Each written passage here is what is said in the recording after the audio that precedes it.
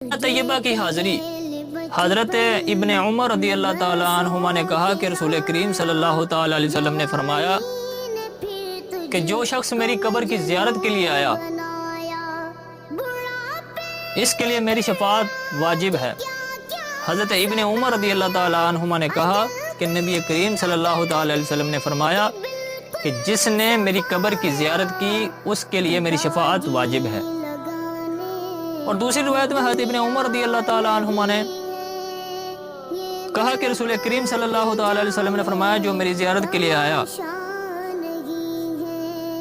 سوائے میری زیارت کے اور کسی حاجت یعنی اس کو کوئی اور کام نہیں تھا، کوئی اور حاجت کے لیے نہ آیا